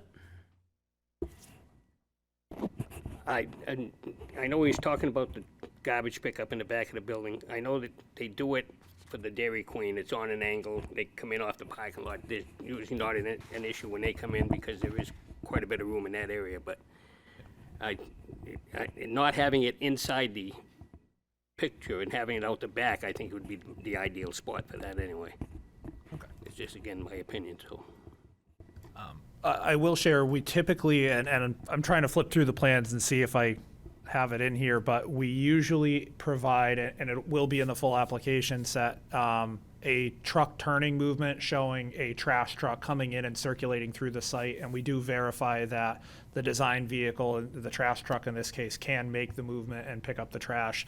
That's one of the pieces we do verify when we place the dumpster, so we can certainly put that in the formal plan set to show that the trash truck has the ability to pick up the dumpster and empty it properly. Because I think with that southern entrance coming in on an angle to the, I've been behind the wheel of a truck for a long time, so I think you could get that in there very appropriately and not have an issue, and then still barricade it like you had planned, so. Thank you. Mr. Witham, and then Mr. Barden. Thank you. I would just encourage between now and maybe a formal submission of a site plan for this project that board members check out.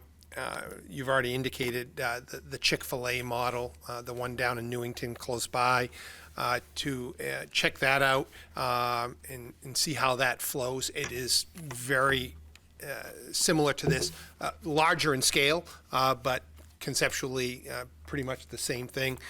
It works fairly well.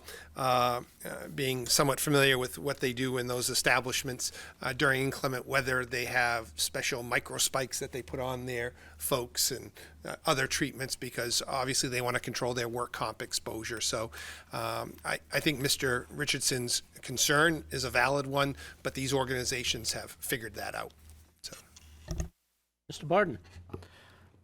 I assume one of the reasons you initially were considering AstroTurf was for employee comfort. It's easier on their joints as they're walking back and forth, but I also sympathize with the aesthetic concern raised by my colleagues here. A possible compromise is that elderly tennis players who want both the true footing of a hard court but the gentleness of a clay court sometimes opt for a kind of rubberized pave. Now, I've played on it, and it's very comfortable in that respect. It works, but the color wasn't that of the concrete that the building would be on. But if something like that is color matchable, that might be a compromise to consider. And regarding the tube lighting to trim the building, I support that on both levels. I think it would fit with the environment generally and complete the building's own aesthetic. Thank you. Thank you. Any further questions from the board? Any further action at this time? Director Mears. None this evening. We thank you very much for your presentation. Thank you very much for your feedback.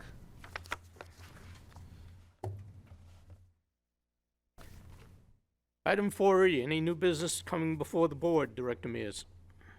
None this evening, Mr. Chairman. Is there any workshop business? None this evening. Communications and miscellaneous, any comments by the board? Director Mears. I just have an update on the zoning changes for split lot zonings in the agricultural and the form-based code update for conditional use permit. They passed at the city council last Monday. I just wanted to let you know that. Thank you. That would have been in my report if I was on time tonight. Any further communications? Entertain a motion to adjourn. Motion made by Mr. Barry. Second by Mr. Gomet. All those in favor, raise your right hand. Opposed? Thank you very much.